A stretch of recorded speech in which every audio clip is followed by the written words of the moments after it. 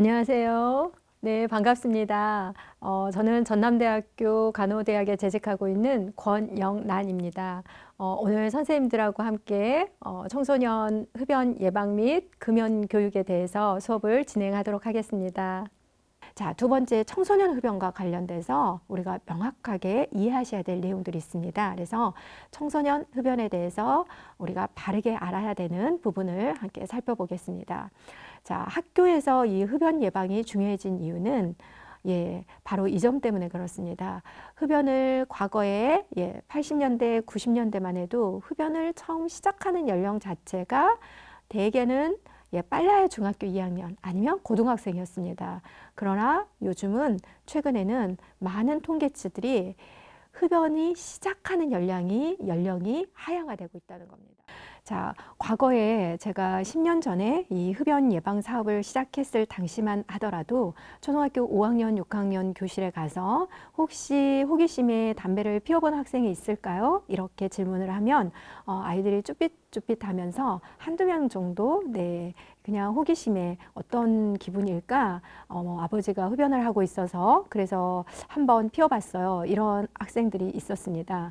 그런데 작년, 올해 프로그램 진행하러 교실에 가서 초등학교 5학년 학생들한테 질문을 하면 요즘은 쭈삣쭈삣 하지도 않습니다. 바로 학생들이 손을 들고 거의 예년에 비해서 4배에서 5배 정도 한 반에 20명에서요, 절반 이상 어떤 학교에 따라서는요, 또 그렇지 않는 경우 조금 이제 학생 숫자가 적은 학교의 경우에는요, 적어도 3분의 1 이상이 손을 드는 경우가 있습니다. 그래서 제가 실제 프로그램을 진행하러 가서 느끼는 저의 경험에서도 학생들이 첫 흡연하는 그 율이 상당히 늘어나고 있구나 하는 걱정이 있고요. 더 중요한 거는 이미 초등학교 5학년이 아닌 3학년, 4학년 교실에서도 손드는 학생들이 있다는 겁니다. 바로 이 지점이 흡연 예방이 이제는 더 이상 가정교육에서 많이 아닌 바로 학교에서 실시될 수밖에 없는 아주 중요한 화두가 되었다는 점입니다.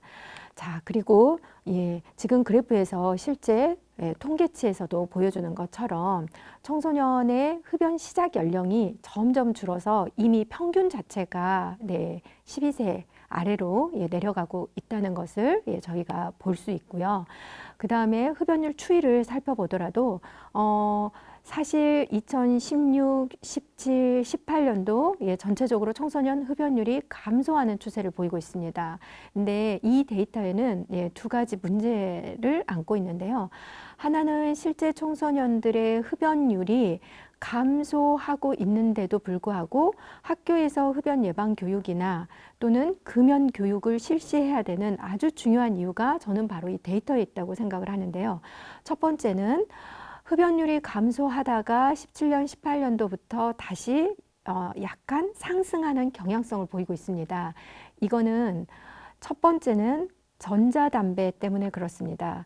그래서 기존에는 눈에 보였던 가시적으로 적발이 되었던 바로 그런 우리가 관련초라고 하죠. 그래서 연기가 나는, 피우면 연기가 나는 그런 담배에서 이제는 청소년들이 음지에서 숨어서 더 이상 피지 않아도 되는, 한마디로 말해서 더 이상 잘 드러나지 않는 그런 담배, 전자담배로 아이들이 많이 전향이 됐기 때문에 일시적으로 15년, 16년에 학생 흡연율이 낮아 보이지만 전자담배의 피는율이 늘어나고 있고, 그게 바로 이 통계치의 17년도, 18년도부터 통계 숫자로 나타나고 있습니다. 그래서 그 데이터가 그전까지는 관련형 담배에만 설문이 됐었다라면, 보고가 됐었다면 18년도 넘어서부터는 관련형 담배가 아닌 전자담배까지 포함해서 학생들에게 조사를 하고 있기 때문에 이렇게 흡연율이 서서히 다시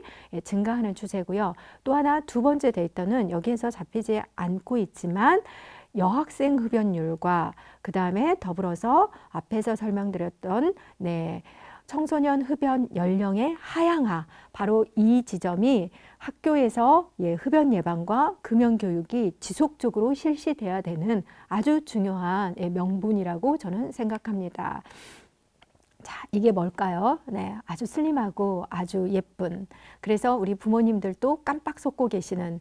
그래서 그냥 이게 USB인 줄로만 알고 계시는. 네, 바로 또는 많은 부모님들이 이게 나중에 교육을 하고 설명을 해드리면 이게 우리가 학교에서 흔히 쓰는 뭐 빔 프로젝터 이렇게 넘길 때 사용하는 그런 포인터인 줄 알았다. 레이저 포인터인 줄 알았다. 그냥 아이가 갖고 다니는 뭐 MP3 예전에 뭐 이런 음악을 들을 수 있는 이런 건 줄 알았다. 이렇게들 말씀을 하세요. 그래서 지금 화면에 보여지는 것처럼 네, 전자담배라고 일컬어지는 그래서 아주 우리 청소년들이 매력적으로 다가서기 쉽게 마치 금연 보조제인 것처럼 판매되고 있는 바로 그런 전자담배의 하나입니다.